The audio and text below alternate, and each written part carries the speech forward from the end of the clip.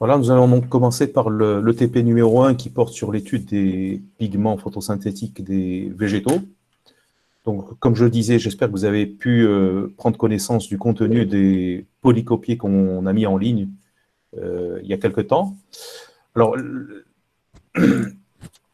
l'objectif de ce TP est de comparer les équipements pigmentaires foliaires de deux échantillons végétaux. On verra tout à l'heure quels sont ces deux échantillons qui ont été retenus. Et pour réaliser cette comparaison, nous allons utiliser deux types d'analyses. Une analyse quantitative qui va consister essentiellement à réaliser des spectres d'absorption des extraits pigmentaires et à déterminer les teneurs en pigments. Et une deuxième analyse qui est une analyse qualitative dont le but sera de comparer la nature des pigments après séparation par chromatographie de partage sur papier. Donc voilà les deux principaux objectifs de ce TP sur les pigments. Alors, le matériel d'étude que l'on a retenu, bon, c'est une plante que vous connaissez probablement, que vous avez en grande quantité dans les jardins de la faculté. C'est une plante qu'on appelle l'hibiscus. Alors, le TP porte sur l'étude des équipements pigmentaires des feuilles d'hibiscus, et nous avons choisi deux types de feuilles. Une feuille saine, donc vous la voyez, elle est verte, et puis une feuille chlorosée qui est plutôt jaunâtre, qui est dépigmentée. Alors, bien évidemment, pour réaliser l'étude quantitative des pigments foliaires, il faut procéder dans un premier temps à une extraction des pigments. Je rappelle, ça nous l'avons vu en cours, que les pigments sont insérés dans les thylakoïdes qui sont eux-mêmes dans les chloroplastes, et donc pour pouvoir les étudier, les analyser, il va falloir procéder à leur extraction. Alors le mode opératoire pour l'extraction est assez simple. Dans un premier temps, on pèse bien évidemment une quantité de matériel végétal définie. Dans le cas présent, c'est 250 mg ou 0,25 g. Ces feuilles fraîches sont découpées en petits morceaux et on les place ensuite dans un mortier. Et on rajoute sur ces feuilles qui sont finement coupées du sable fin qui va jouer un rôle mécanique. On dit que c'est un abrasif, donc il va tout simplement aider à broyer le matériel foliaire. Et on va rajouter une pincée de carbonate de calcium. Alors, on vous a indiqué dans une note au niveau du polycopier l'utilité de l'addition de carbonate de calcium. Vous savez que dans une cellule végétale, l'organique le plus volumineux, c'est la vacuole, et la particularité du suc vacuolaire, c'est-à-dire du contenu de la vacuole, c'est qu'il est acide. Donc, lorsqu'on va broyer ce matériel végétal, on va mettre en contact les thylakoïdes, qui sont donc le chloroplaste, puisque l'opération de broyage va entraîner la déstructuration des tissus et l'éclatement des cellules et des organites. Et on va donc mettre en contact les thylakoïdes qui sont initialement dans le chloroplaste. Et je rappelle que le chloroplaste, le milieu intérieur du chloroplaste a un pH, on va dire, qui est voisin de la neutralité, et même supérieur, légèrement alcalin. Et donc, on va mettre ces thylakoïdes qui sont dans un environnement relativement neutre à alcalin. Quand on va broyer, on va les mettre en contact avec un milieu qui sera essentiellement acide, puisque quand vous allez broyer, vous allez faire éclater aussi les vacuoles et libérer le suc vacuolaire qui est acide. Et dans ces conditions, ce qui va se passer, c'est que les pigments, et en particulier les chlorophylles qui se trouvent dans les thylakoïdes, en milieu acide, ces chlorophylles vont se transformer en phéophytine. Elles échangent leur atome de magnésium avec des protons. Et bien évidemment, ce qui était des chlorophylles va devenir de la phéophytine. Alors l'objectif de ce TP, c'est bien évidemment d'analyser les chlorophylles, pas les phéophytines, ce qui veut dire qu'il faut, au préalable, s'assurer qu'au moment de l'extraction, on ne mette pas les thylakoïdes en présence d'un milieu acide. Donc c'est la raison pour laquelle on rajoute une pincée de carbonate de calcium pour neutraliser l'acidité vacuolaire qui va être libérée lorsqu'on va broyer le matériel végétal. Donc voilà la raison de l'addition de ce carbonate de calcium avant, c'est très important, avant de commencer à broyer le matériel végétal. Alors une fois que ce matériel végétal est broyé, la deuxième étape, donc on fait un broyage à sec. Vous voyez que vous avez une photo ici qui illustre un petit peu le broyage à sec. Donc on va obtenir un broyat relativement fin. Une fois que ce broyat est obtenu, on va rajouter dessus un solvant d'extraction. Ici, c'est de l'acétone. Alors, on rajoute une quantité d'acétone pur et une quantité d'acétone diluée à 80%. Dès qu'on va rajouter de l'acétone sur le broyat, bien évidemment, ce solvant organique va déstructurer les membranes thylakoïdiennes et libérer donc les pigments qui sont liés à ces membranes. Et on obtient effectivement, donc, au départ, le solvant est incolore. Et vous voyez que dès qu'on va le rajouter dans le mortier, les pigments vont se solubiliser dans ce solvant. Et on observe effectivement un solvant qui devient de couleur verte. Donc, on va laisser décanter un petit peu pour faire décanter les débris cellulaires. Et puis, après cette phase de décantation, on va tout simplement filtrer l'extrait en utilisant une fiole à vide avec un entonnoir, un Bechner, sur lequel on met un morceau de papier filtre que l'on va imbiber avec du solvant, et on verse bien évidemment le contenu du mortier dans l'entonnoir, et on procède à une filtration. On dit qu'on fait une filtration sous vide, puisque cette fiole à vide est reliée à une pompe à vide. Donc, quand on fait fonctionner la pompe, on crée un vide qui va permettre donc de filtrer l'extrait que nous avons réalisé. Alors, bien évidemment, il nous reste dans le mortier un résidu, en général, et ce résidu, on le reprend à nouveau avec une certaine quantité d'acétone, ici 10 ml d'acétone à 80%. On continue à broyer pour essayer de récupérer le maximum de pigments. Et ensuite, on fait à nouveau une filtration, toujours sur le même filtrant. On fait une deuxième filtration pour récupérer l'ensemble des filtrats. Alors, une fois qu'on a effectivement l'ensemble des filtrats dans la fiole à vide, on va transvaser ces extraits pigmentaires dans des fioles jaugées.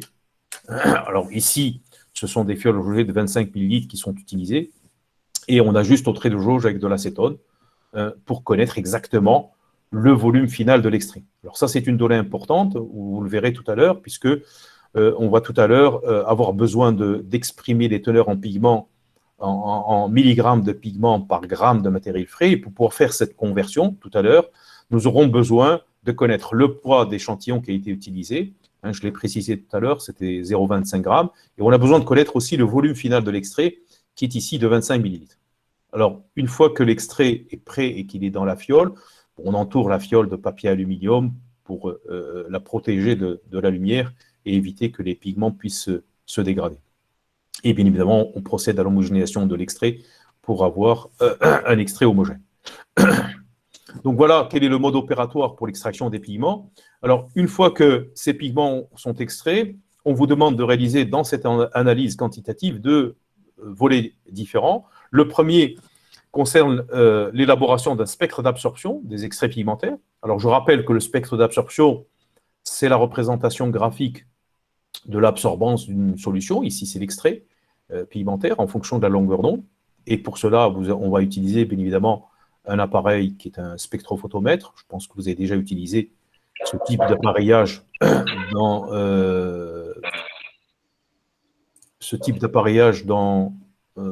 d'autres modules éventuellement.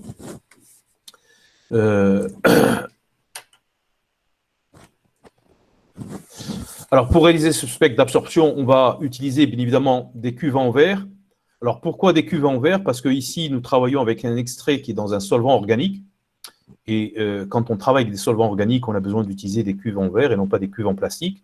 Vous voyez qu'on va tout simplement remplir les cuves avec les extraits. Alors ici, vous avez une photo avec l'extrait issu des feuilles vertes, mais en fait, il y a une deuxième cuve qu'on va remplir avec l'extrait issu des feuilles jaunes. Et puis, on va utiliser une troisième cuve dans laquelle on va mettre de l'acétone à 80% et qui va servir de blanc optique pour réaliser le zéro d'absorbance. À chaque fois qu'on va changer de longueur d'onde, on va devoir réaliser le zéro d'absorbance sur ce blanc optique avant d'effectuer les mesures d'absorption des deux extraits.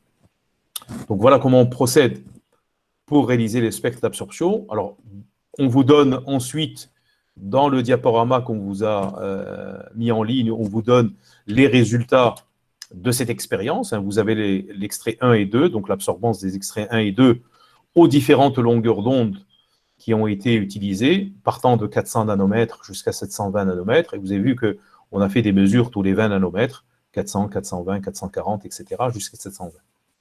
Donc ça, c'était le premier élément de cette phase ou cette analyse quantitative. Le deuxième volet de cette analyse quantitative, c'est de déterminer exactement les teneurs en pigments, et en particulier en chlorophylle A, en chlorophylle B et en caroténoïdes. Donc on vous demande effectivement de mesurer l'absorbance des deux extraits, donc le 1 et le 2, le vert et le jaune, aux trois longueurs d'onde spécifiques qui sont 460 nanomètres, 645 et 663 nanomètres, en utilisant bien évidemment le même blanc optique. Et lorsqu'on mesure, alors après on vous donne les valeurs des absorbances qui ont été mesurées, aussi bien pour l'extrait 1 que pour l'extrait 2. Vous avez effectivement les valeurs ici d'absorption à 460 et à 645, puis à 663. Alors je rappelle, ça nous l'avons vu en cours, que ces longueurs d'onde correspondent au maximum d'absorption des pigments que nous étudions ici, c'est-à-dire les chlorophylles et les caroténoïdes. Je rappelle que les chlorophylles présentent deux bandes d'absorption maximale, l'une dans le bleu, c'est-à-dire aux alentours de 450-460 nanomètres, et puis une dans le rouge aux environs de 650-660 nanomètres. Donc voilà la raison pour laquelle on utilise ces longueurs d'onde spécifiques, parce qu'elles correspondent au maximum d'absorption des pigments que nous sommes en train d'étudier. Donc voilà le tableau complet. Donc dans le diaporama que vous avez ce tableau complet, où vous avez à la fois les valeurs d'absorbance qui ont été mesurées tous les 20 nanomètres, partant de 400 nanomètres, et qui vont vous permettre de tracer les spectres d'absorption. Et vous avez bien évidemment les valeurs spécifiques 460, 645 et 663, qui vont vous permettre de calculer les concentrations en pigments. Alors, qu'est-ce qui vous est demandé en termes d'exploitation des données expérimentales de cette partie analyse quantitative? Donc, on vous demande de tracer les spectres d'absorption des deux extraits pigmentaires. Donc, ça, c'est assez simple.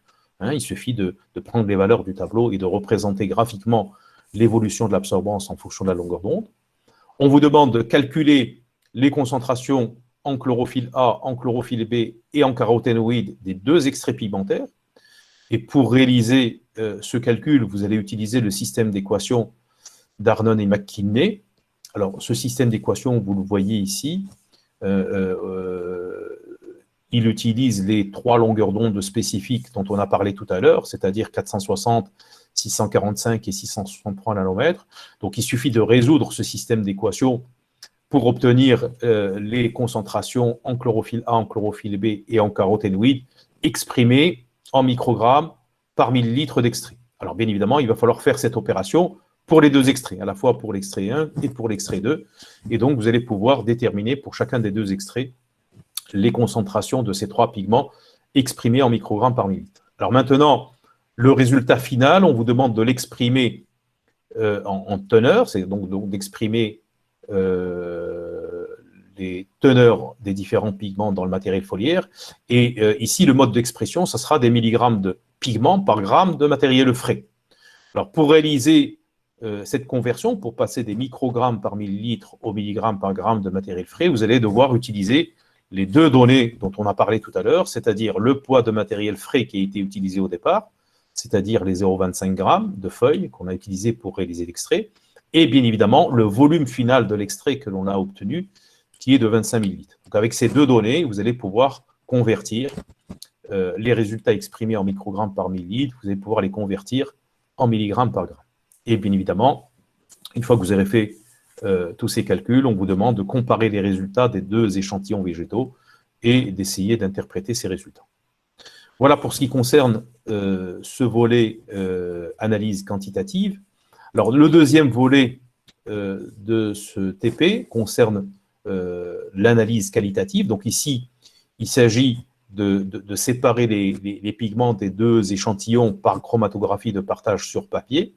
Alors, je rappelle que la chromatographie de partage sur papier permet de séparer et d'identifier des espèces chimiques d'un mélange. Bon, ici, ce sont des pigments, bien évidemment. Et c'est une méthode qui est basée sur la différence d'affinité pour deux phases, une phase stationnaire et une phase mobile. Alors, le principe de l'expérience est assez simple. On va déposer l'échantillon sur un point repère du papier et on va introduire ce papier dans un bocal qui contient un mélange de solvants. Ce solvant va migrer Donc, on va réaliser ici une chromatographie ascendante, va migrer dans le papier, et en migrant, il va entraîner avec lui les pigments plus ou moins loin en fonction de leur degré de solubilité dans le solvant et de leur degré d'affinité vis-à-vis de la phase stationnaire. Et à la fin de cette séparation par chromatographie de partage, on va pouvoir déterminer ce qu'on appelle le RF, c'est-à-dire tout simplement le rapport entre la distance qu'aura parcourue une substance donnée et la distance parcourue par le solvant. Alors, sur le plan pratique maintenant, le mode opératoire est assez simple. Vous allez utiliser 2 bandes de papier différentes, une pour chaque extrait, enfin plutôt une pour chaque échantillon.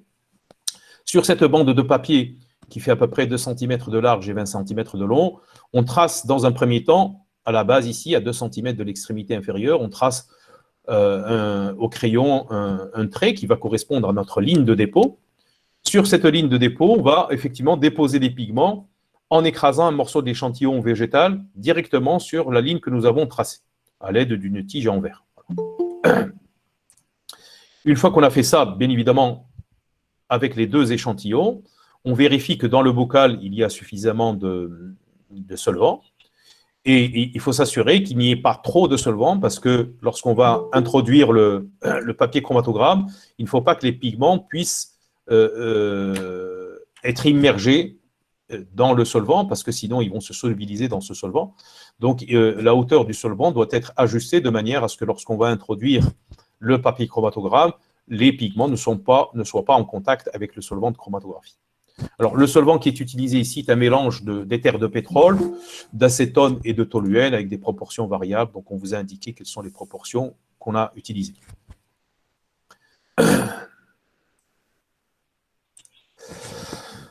Alors, une fois que la bande de papier est prête, donc on va l'accrocher au couvercle et la placer dans le flacon. Et on place donc le flacon dans un placard à l'obscurité pour laisser migrer pendant environ une vingtaine de minutes. Alors, en TP, dans le même flacon, on va introduire les 2 bandes de papier, ou on peut le faire dans 2 flacons différents, ça c'est un détail. Alors, après 20 minutes de migration, une fois que donc la migration est bien établie, avant de sortir les papiers chromatogrammes du bocal, on va essayer de repérer le front du solvant. Hein, c'est ce que j'ai indiqué ici en rouge. Alors, pourquoi est-ce que c'est important de le repérer pendant que le papier est à l'intérieur du flacon? Parce que dès que vous allez sortir le papier du flacon, il va immédiatement sécher, puisque le solvant est volatile et il sèche très rapidement. Et une fois qu'il a séché, on sera incapable d'identifier exactement la ligne de front du solvant. Donc, ce que l'on fait en général, avant d'ouvrir le flacon, une fois que la migration est bien établie, on prend ce flacon, on le met devant une source lumineuse, et devant cette source lumineuse, on arrive à identifier assez facilement la limite qui correspond au front du solvant. Cette limite, c'est tout simplement la limite entre le papier mouillé, c'est-à-dire la base ici, elle est mouillée puisque le solvant a migré, et cette partie-là qui est une partie sèche. Donc on voit très nettement, si on met le flacon devant une source lumineuse, on voit très nettement cette limite qui correspond au front du solvant. Donc une fois qu'on l'a repéré, on sort rapidement, bien évidemment, le papier du bocal, et avec un crayon, on va tracer le front du solvant. Et puis ensuite, bien évidemment, vous allez voir que sur votre chromatogramme, vous allez avoir les différents pigments qui ont été séparés le long du papier chromatogramme. Donc, il faudra les repérer les différentes tâches et les entourer au crayon. Voilà un exemple. Donc, vous avez ici un exemple de chromatogramme. Alors, je pense qu'il s'agit effectivement du chromatogramme de l'extrait des feuilles saines. Donc, on voit effectivement, ça c'est la ligne de dépôt. Et puis, vous avez ensuite les différentes tâches qui correspondent aux différents pigments qui ont été séparés.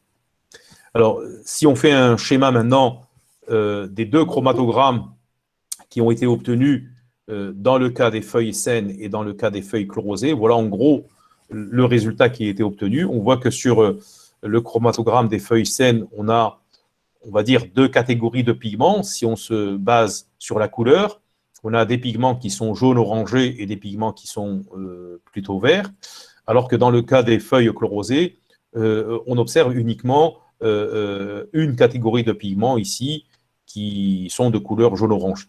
Alors, bien évidemment, sur la base, ici, on ne fait qu'une identification visuelle, c'est-à-dire qu'on va voir combien est-ce qu'il y a de tâches? En général, ce nombre de tâches correspond au nombre de pigments qui ont été séparés et on peut déjà avoir une idée si ces pigments sont identiques ou différents. Partant de la couleur, on verra tout à l'heure qu'il y a des méthodes plus précises, bien sûr, pour identifier les pigments, mais ici, il s'agit d'une simple expérience démonstrative, donc on ne va pas utiliser de standard pour l'identification de ces pigments. Alors, une fois que donc on a repéré les différentes tâches sur les chromatogrammes, je le disais tout à l'heure, on va les entourer avec un crayon et on va pouvoir mesurer la distance parcourue par chacune de ces tâches à partir de la ligne de dépôt. Et de la même manière, on va pouvoir calculer ou mesurer plutôt la distance parcourue par le solvant entre la ligne de dépôt et la ligne du front. Et une fois qu'on aura fait toutes ces mesures, on va donc pouvoir dresser un tableau. Donc, on vous a donné ici les résultats qui correspondent à la fois aux feuilles vertes, les résultats des feuilles vertes et des feuilles chlorosées. Donc, vous avez ici, sur la première ligne, la distance parcourue par le solvant dans les deux cas. Dans un cas, c'était 15 cm,2 et dans l'autre cas, c'était 17,8. Et puis, vous avez ensuite l'indication de la distance parcourue par chacune des substances que nous avons repérées sur le chromatogramme. Alors, à partir de ces chromatogrammes, ce qu'on vous demande de faire, excusez-moi, oui, je vais passer à la diapo suivante. Donc, on vous demande à partir de ces chromatogrammes d'identifier les différents pigments et de calculer, bien sûr, les RF de chacun de ces pigments. Alors, j'ai inséré ici une note, vous aurez l'occasion de la lire, qui indique que dans la réalité, l'identification par chromatographie de la nature d'une substance donnée, pour pouvoir l'identifier, on a besoin de substances de référence, ce qu'on appelle des standards. En TP, bien évidemment, nous n'utilisons pas de standards, mais il est possible de réaliser une identification en se basant notamment sur la connaissance des structures chimiques des différents pigments. Nous les avons vus en cours notamment, sur la couleur de ces pigments, sur leurs différences d'affinité pour les deux phases stationnaires et mobiles, etc. Et donc, à partir de là, on fait une tentative d'identification de ces pigments. Donc, on vous demande donc d'identifier ces pigments et de calculer les ERF, et bien sûr de comparer les résultats obtenus avec ceux de l'analyse quantitative et d'interpréter l'ensemble des résultats.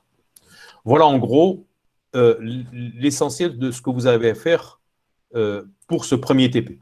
Alors, je rappelle que l'exploitation des résultats, des données expérimentales, on vous demande de la réaliser par vous-même. Vous aurez suffisamment de temps pour le faire, hein, puisque les premières séances de TP en présentiel sont programmées à partir du 3 mai. Donc, il vous reste à peu près 2 semaines, voire un peu plus, pour réaliser l'exploitation de ces données. Alors, j'ai rappelé ici que les données que vous devez exploiter figurent en particulier dans les diapositives 9 et 14. Donc, ce sont les données de l'analyse quantitative et de l'analyse qualitative. Donc voilà pour ce qui concerne ce premier TP sur l'étude des pigments végétaux. Alors le deuxième TP qu'on vous propose porte sur les relations plante-eau, donc sur les échanges d'eau qui se font entre un végétal et son milieu environnant.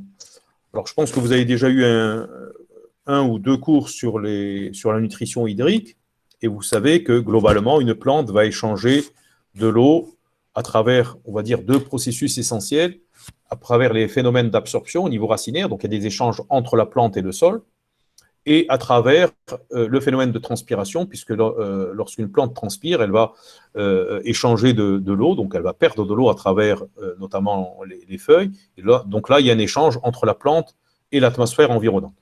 Donc on va essayer dans ce TP d'illustrer un petit peu ces 2 processus d'absorption et de transpiration en réalisant 2 expériences, l'une sur la pomme de terre et l'autre sur la menthe. Alors, l'objectif global de ce TP, c'est donc d'étudier les échanges d'eau entre la plante et son environnement, avec donc l'illustration du phénomène de l'absorption de l'eau par la plante. Ici, nous utiliserons comme modèle la pomme de terre. Et ensuite, on essaiera de mettre en évidence et d'estimer la perte d'eau par transpiration foliaire en utilisant comme modèle la menthe. Alors, prenons déjà la première expérience. Dans la première expérience qui est réalisée sur la pomme de terre, on vous demande de déterminer le potentiel hydrique de la pomme de terre. Alors, il ne s'agit pas, bien évidemment, de faire un cours ici sur les potentiels. Je vais essayer rapidement de résumer cette notion. Le potentiel hydrique d'une cellule végétale, bon, ici, on va parler de frites parce qu'on va découper cette pomme de terre en frites, correspond, c'est ce que j'ai appelé PF, hein, le potentiel hydrique de la frite. Ben, ce potentiel hydrique de la frite, c'est à la fois c'est une résultante entre le potentiel osmotique, on va dire, de la frite et le potentiel de turgescence de la frite. Et bien évidemment, pour déterminer le potentiel hydrique de la frite, on va avoir besoin de mesurer ces deux composantes, c'est-à-dire le potentiel osmotique et le potentiel de turgescence. Or, dans la réalité, en TP, on ne dispose pas de matériel qui permet de mesurer directement le potentiel osmotique et le potentiel de turgescence. Et par conséquent, si on n'a pas ces deux valeurs, on ne va pas pouvoir déterminer le potentiel de la frite. Sauf que ici, on va utiliser une méthode indirecte pour déterminer le potentiel de la frite sans passer par la mesure directe du potentiel osmotique et du potentiel de turgescence. Alors, je vais vous expliquer rapidement le principe de la technique. Donc ici, qu'est-ce qu'on va faire? On va tout simplement prendre une pomme de terre, la découper en morceaux, en frites, et on va incuber ces frites dans des solutions de saccharose de concentration différente. Ça veut dire que nos solutions qui vont simuler le milieu, ce n'est pas du sol, mais c'est un milieu extérieur, nos solutions vont avoir des concentrations différentes, donc des potentiels hydriques différents. Et on va donc voir ce qui va se passer lorsqu'on va mettre des frites qui ont toutes le même potentiel, parce qu'elles sont issues de la même pomme de terre, qui ont toutes le même potentiel, on va les mettre dans des milieux qui ont des potentiels différents. Et bien évidemment, qu'est-ce qui va se passer dans ces conditions? Il va y avoir des échanges d'eau entre la frite et le milieu extérieur. Ces échanges vont se faire dans les deux sens. Hein, c'est-à-dire dans certains cas, on aura de l'eau qui va sortir de la frite vers le milieu extérieur, et dans d'autres cas, on aura au contraire de l'eau qui va rentrer du milieu extérieur vers la frite, donc en fonction des potentiels respectifs de la frite et du milieu. Et ces échanges d'eau, alors on ne va pas les mesurer, on ne va pas mesurer réellement l'échange d'eau, on va pouvoir l'estimer à travers la mesure du poids de la frite. Donc on va mesurer le poids de ces frites au début de l'expérience, donc avant de les plonger dans ces solutions de saccharose, et puis à la fin de l'expérience, après les avoir incubées dans ces solutions de saccharose. Et grâce au différentiel de poids que l'on va pouvoir observer, on va pouvoir savoir si la frite a perdu du poids. Ça veut donc dire qu'il y a de l'eau qui est sortie de la frite vers le milieu extérieur. Et si au contraire la frite a augmenté de poids, ça voudra dire que l'eau est entrée et donc que le mouvement de l'eau s'est fait de l'extérieur vers la frite. Donc à travers ces mesures de variation de poids, on va pouvoir déterminer on va dire le sens de l'échange d'eau qui s'est effectué. Alors, le mode opératoire est assez simple. On commence d'abord par préparer une gamme de saccharose à partir d'une solution mère. Ici, la solution mère est à 1 millimolaire, 1 molaire plutôt. Et à partir de cette solution molaire, on prépare des solutions de concentration différentes. Alors, on aura une solution allant de 0 jusqu'à 0,6 molaire, passant par 0,1, 0,2, etc. Donc, on va préparer 10 millilitres de chacune de ces solutions. Alors, bien évidemment, ce sont des dilutions que vous allez réaliser à partir de la solution mère. Et partant de là, il va falloir tracer ce qu'on appelle un tableau de dilution. Vous avez un exemple ici. Donc, vous voyez qu'on a 7 tubes. Voilà les concentrations que nous souhaitons préparer à partir de cette solution molaire. Donc, il va falloir dans chacun des cas calculer un facteur de dilution et déterminer les volumes de solution mère et les volumes d'eau distillée qu'il faut introduire dans chaque tube pour avoir donc les concentrations voulues. Alors, une fois que ces solutions sont préparées, bien évidemment, on va les homogénéiser au vertex, en agitant au vortex. Donc ça, c'est la première étape, c'est la préparation de la gamme de saccharose. La deuxième étape consistera à préparer les frites, donc à préparer les essais. Donc on va découper dans un tubercule de pommes de terre. On va découper 7 frites parallèlement au grand axe. Bon, on va faire en sorte qu'elles soient le plus possible, qu'elles se ressemblent le plus possible. Donc on va leur donner à peu près la même taille, entre 5 et 7 cm. Une fois qu'on a découpé ces frites, on va les sécher légèrement avec du papier absorbant pour éliminer l'eau superficielle. Et une fois qu'on a fait ça, on va mettre ces frites dans des petits morceaux de papier aluminium qui sont numérotés pour pouvoir les identifier. Et ensuite, on va tout simplement peser chacune des frites. Donc, on va avoir le poids initial de chacune de ces frites. On va les peser à l'aide d'une balance. Alors, je vous ai mis une petite note ici qui est importante parce que ça permet de comprendre comment on utilise une balance, quelles sont les spécificités d'une balance par rapport à une autre. Il faut savoir que quand vous utilisez une balance, avant de l'utiliser, il faut connaître son seuil de pesée, c'est-à-dire quel est le maximum que l'on peut peser sur cette balance et quel est le minimum, c'est ce qu'on appelle le seuil de pesée. Vous devez aussi voir quel est le degré de précision de cette balance, et puis vous assurer en particulier, quand vous utilisez bien sûr une balance de laboratoire, que votre balance est parfaitement horizontale pour que votre pesée soit correcte. Donc une fois qu'on a pesé ces frites, on va tout simplement les introduire dans les différentes solutions de saccharose. Donc, vous voyez qu'on les introduit dans les différentes solutions de saccharose et on va homogénéiser donc les tubes et laisser les échanges s'effectuer pendant 60 minutes. Donc, on va laisser l'opération se dérouler pendant 60 minutes. Alors, pendant ces 60 minutes, bien évidemment, vous voyez que les échanges vont se faire dans un sens ou dans l'autre. Donc, on va avoir soit de l'eau qui rentre, soit de l'eau qui sort des frites. À la fin de ces 60 minutes, on va sortir les frites des tubes à essai, en faisant bien sûr attention de ne pas les mélanger, puisqu'il faut qu'on puisse les identifier par rapport au numéro qu'on leur a donné au départ. On va à nouveau les sécher rapidement avec du papier absorbant et on va les remettre dans les morceaux de papier aluminium qu'on a utilisés au départ, qui sont numérotés. Et ensuite, on va à nouveau les peser pour avoir le poids final de ces frites. Et donc, au terme de cette opération, on aura un tableau qui comporte, alors dans la première ligne, vous avez juste le numéro des frites et la deuxième ligne, les concentrations de saccharose qui ont été utilisées pour chacune des frites. Et dans ce tableau, vous aurez donc à la fois les poids initiaux qui ont été pesés, donc de ces 7 frites, et les poids finaux. D'accord. Alors, à partir de donc, ce tableau de données expérimentales, on va pouvoir réaliser l'exploitation des données expérimentales. Vous voyez que partant de ces données, on va pouvoir calculer ce qu'on appelle la variation de poids absolu, c'est-à-dire tout simplement la différence entre le poids final et le poids initial. Donc, il va falloir remplir cette ligne-là en calculant la variation de poids absolu. Donc, c'est la différence de ces deux valeurs, poids final moins poids initial. Ensuite, on vous demande de calculer la variation relative de poids. Comme son nom l'indique, ici, c'est une variation de poids absolu, mais relative à quelque chose, en relation avec quelque chose. Et ici, c'est en relation avec le poids initial. Donc, en fait, c'est tout simplement le rapport de la variation absolue de poids et du poids initial. Donc, cette valeur-là, vous allez la diviser par le poids initial pour avoir la variation de poids relative. Et ensuite, pour simplifier le mode d'expression de cette variation de poids relative, on l'exprime en pourcentage. Et donc, pour l'exprimer en pourcentage, il suffit tout simplement de la multiplier par 100. Vous aurez donc, ici, dans la dernière ligne, la variation de poids relative.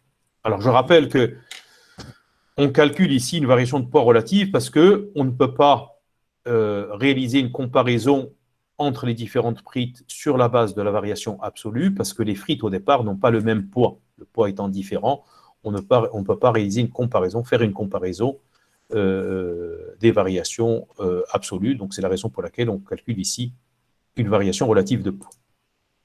Alors une fois que vous avez calculé ces variations relatives, il va falloir représenter graphiquement les variations relatives qui sont exprimées en pourcentage en fonction de la concentration en saccharose. Et vous allez voir que quand vous allez tracer cette courbe, qui représente la variation relative en fonction de la concentration en saccharose, vous allez voir que votre courbe va traverser l'axe des abscisses. Alors, petite parenthèse, je rappelle que lorsque vous allez vouloir tracer votre graphique qui représente la variation de poids en fonction de la concentration en saccharose, vous allez devoir tracer un axe désordonné à double entrée.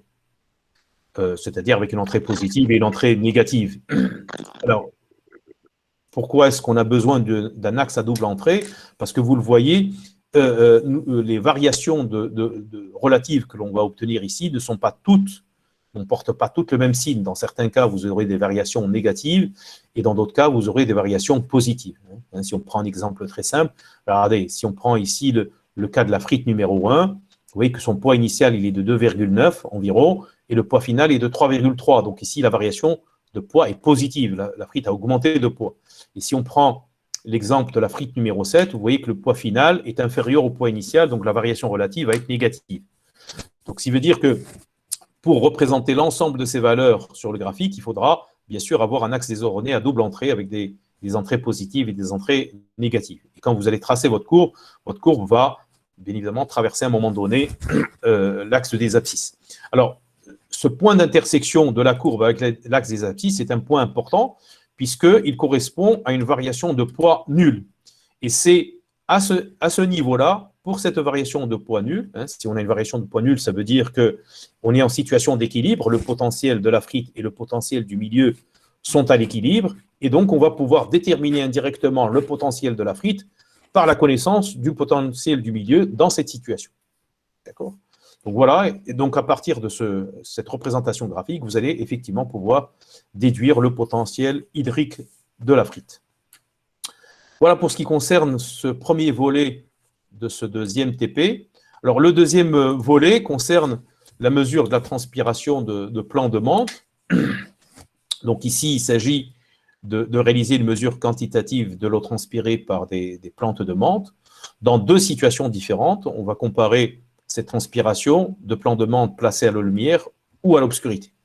Alors le principe de la méthode est assez simple. On va utiliser un dispositif qu'on appelle un potomètre. En fait, c'est un montage que nous faisons en salle de TP. En fait, nous n'allons pas mesurer directement la quantité d'eau qui s'évapore par transpiration. On va là encore faire une mesure indirecte de la transpiration et on va partir de l'hypothèse que notre plant de menthe, qui est parfaitement hydraté au départ, va compenser la quantité d'eau qu'il va perdre par transpiration en l'absorbant. Et donc, on va mesurer tout simplement la quantité d'eau qui va être absorbée par une plante et on va l'assimiler à la quantité transpirée. Alors, pour mesurer la quantité d'eau absorbée par la plante, on va donc utiliser un dispositif qu'on appelle un potomètre. Alors, le dispositif est assez simple, c'est un flacon à sérum qu'on remplit d'eau, qui est fermé par un bouchon à deux trous. Et à travers ces deux trous, on va introduire le plant de menthe à travers l'un des deux trous. Et à travers le deuxième, on introduit une pipette graduée qui contient de l'eau, on va voir que c'est de l'eau colorée, et qui va servir à mesurer la quantité d'eau que va absorber la plante au fur et à mesure qu'elle transpire. Alors, de manière détaillée, le mode opératoire est assez simple. Donc, on remplit effectivement un flacon à ras-bord avec de l'eau distillée. Ensuite, on prend un plant de menthe. En général, on élimine les feuilles qui sont à la base, qui sont en général soit des feuilles âgées, soit des feuilles qui sont un petit peu, comment dirais-je, un petit peu détériorées. Donc, on élimine les feuilles à la base. On s'en éliminer, bien sûr, la totalité des feuilles. On laisse le maximum de feuilles. On élimine quelques feuilles à la base qui sont en général soit âgées, soit un peu détériorées. Une fois qu'on a éliminé ces feuilles, on fait une section, on va exciser effectivement la tige sous l'eau. Donc, on fait une section nette. En général, on fait une section oblique de manière à augmenter la surface de contact, puisqu'on va on va plutôt introduire ce plant dans le flacon, et il faut que l'absorption puisse se faire correctement. Donc, on va faire une section oblique de manière à avoir une surface d'absorption relativement plus grande. Une fois qu'on a excisé ce plant de menthe, on va l'insérer dans un des deux trous du bouchon, et on va maintenir la plantule à l'aide d'un fil plastique qu'on appelle du parafilm.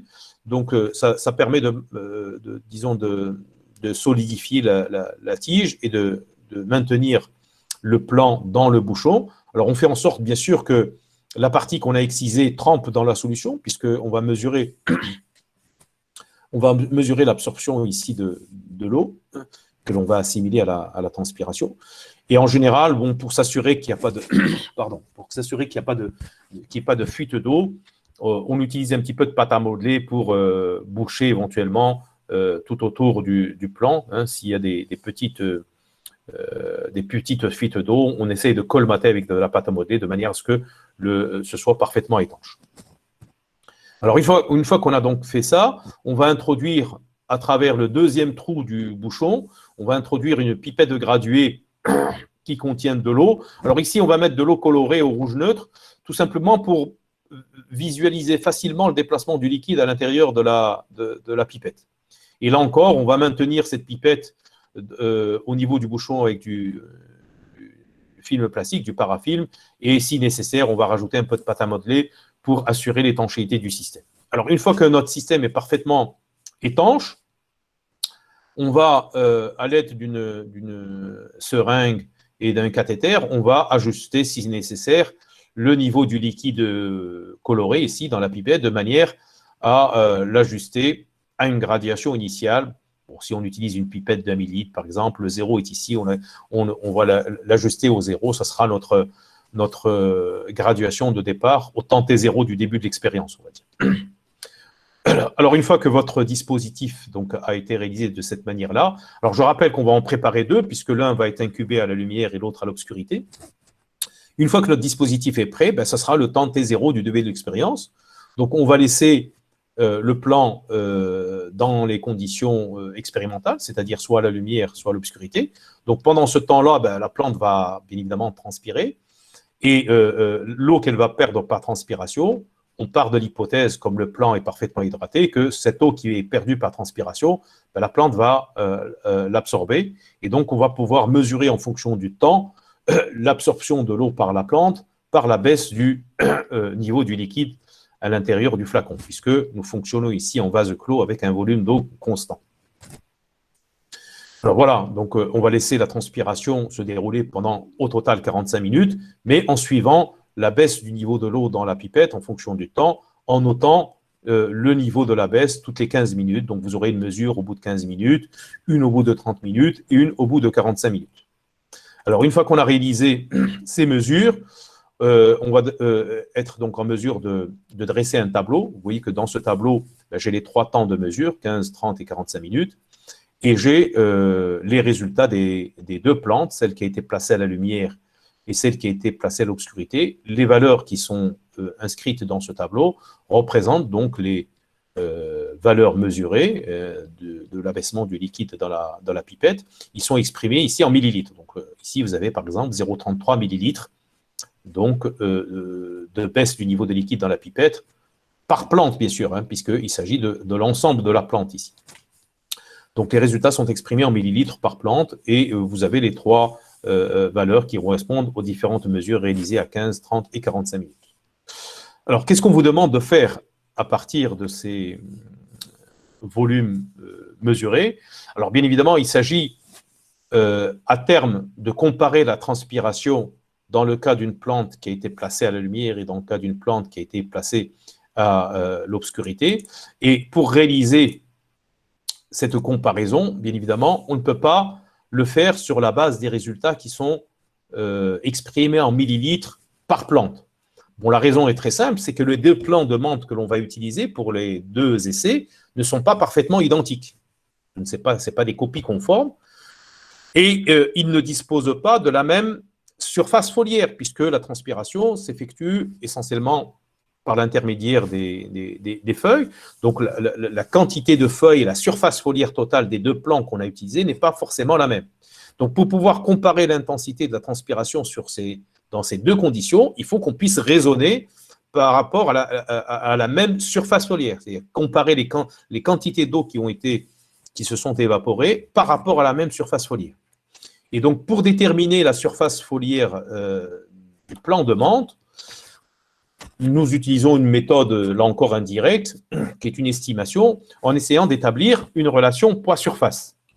Alors, bien évidemment, cette relation poids-surface, on va essayer de l'établir, on va l'établir plutôt dans le cas des 2 situations, c'est-à-dire avec les 2 plans, le plan utilisé à la lumière et le plan utilisé à l'obscurité. Alors, comment est-ce qu'on détermine cette relation poids-surface? Bon, c'est une méthode assez simple. Bon, vous avez ici une feuille de menthe. Bon, bien évidemment, c'est très difficile de déterminer la surface d'une feuille de menthe parce que la feuille de menthe n'a pas une forme particulière, une forme géométrique particulière. Sauf que nous, on sait qu'on est capable de déterminer la surface d'une forme géométrique. Par exemple, si je veux déterminer la surface d'un carré, il suffit que je multiplie le côté par le côté. C'est-à-dire que la surface d'un carré, c'est tout simplement le côté au carré. Bon, de la même manière, lorsque je veux déterminer la surface d'un rectangle, il suffit que je multiplie la largeur par la longueur et j'ai la surface du rectangle.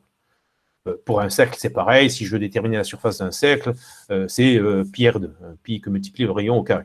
Donc, vous voyez que pour les formes géométriques, on sait calculer les surfaces. Ici, nous avons une feuille de menthe qui n'a pas une forme géométrique. Donc, il est assez compliqué, difficile de déterminer sa surface. On n'a pas de formule particulière pour déterminer sa surface. Donc, on va procéder de manière indirecte. Ce qu'on va faire, c'est qu'on va prendre une feuille de menthe et on va découper dans cette feuille de menthe une forme géométrique. Alors, bien sûr, la forme géométrique la plus simple, c'est un carré, et le carré le plus simple, c'est un carré de 1 cm de côté. Donc, on va découper dans cette feuille de menthe un carré d'1 cm de côté. Alors, bien sûr, ce carré va avoir une surface d'1 cm carré, puisqu'on a 1 cm de côté, 1 fois 1, ça fait 1. Donc, vous avez un morceau de feuille de menthe qui fait 1 cm carré. Qu'est-ce que nous allons faire avec cet échantillon de 1 cm carré? On va le peser. On va le peser à l'aide d'une balance. Donc, on aura le poids de ce centimètre carré. Et une fois qu'on l'aura pesé, on aura donc établi une relation entre la surface, qui est ici 1 cm carré, et le poids qui correspond à cette surface, c'est-à-dire, si je prends cet exemple, 0,0151 g. Donc, on aura établi la relation surface-poids. Alors, cette relation surface-poids, il va falloir la refaire, bien évidemment, dans les deux cas. C'est-à-dire dans le cas du plan qui a été placé à la lumière et dans le cas du plan qui a été placé à l'obscurité. Une fois que nous avons cette relation poids-surface, ensuite, la suite est assez simple. On enlève les feuilles de chacun des plans, toutes les feuilles qui se trouvent sur le plan. Alors ça, c'est le plan qui était numéro 1, qui était à la lumière. Donc, on va prendre la totalité des feuilles qui se trouvaient sur ce plan et on va peser le poids total de ces feuilles. Vous avez ici l'indication du poids. On va faire pareil pour le plan numéro 2, celui qui était à l'obscurité. Donc, on va récupérer la totalité des feuilles qui se trouvent sur le plan et mesurer, enfin peser plutôt à l'aide d'une balance, le poids total de ces feuilles. Connaissant le poids total à chaque fois de chacune des feuilles et connaissant le poids d'1 cm carré, donc de l'échantillon que l'on a réalisé tout à l'heure, on va donc pouvoir déterminer la surface foliaire totale. Donc, vous avez ici le tableau qui regroupe ces deux types d'informations, c'est-à-dire pour les plans lumière et pour le plan obscurité. Vous avez à la fois le poids de l'échantillon foliaire qui fait 1 cm carré, vous avez l'indication ici, et vous avez ensuite le poids total de l'ensemble des feuilles du plan. Vous avez également l'indication ici. Donc à l'aide de ces deux données, vous allez pouvoir déterminer, bien sûr, par une simple règle de 3, la surface foliaire totale. Et une fois que vous avez déterminé la surface foliaire totale, vous allez pouvoir, bien sûr, calculer l'intensité de transpiration de chaque plan en fonction du temps. Et maintenant, bien évidemment, cette intensité de transpiration, vous allez pouvoir l'exprimer en millilitres, non pas par plan, mais par centimètre carré de surface foliaire. Une fois que vous avez fait donc ces calculs d'intensité de transpiration, il faudra représenter graphiquement les résultats que vous avez obtenus et bien sûr comparer l'intensité de la transpiration dans les deux situations, à la lumière et l'obscurité. Voilà. Donc, alors là encore, en termes d'exploitation des données, ce qu'on vous demande de faire, c'est d'utiliser les données, en particulier des diapositives 8 et 13, d'exploiter ces données, c'est-à-dire de faire les calculs qui sont nécessaires, de faire les représentations graphiques et d'essayer d'interpréter les résultats que vous avez obtenus. Vous aurez jusqu'au 3 mai pour réaliser ces exploitations, puisque à partir du 3 mai, vont démarrer les séances en présentiel, et c'est au cours de ces séances en présentiel que on abordera ensemble le mode d'exploitation des résultats, et nous aurons l'occasion donc de discuter des interprétations correspondant aux résultats que vous avez obtenus.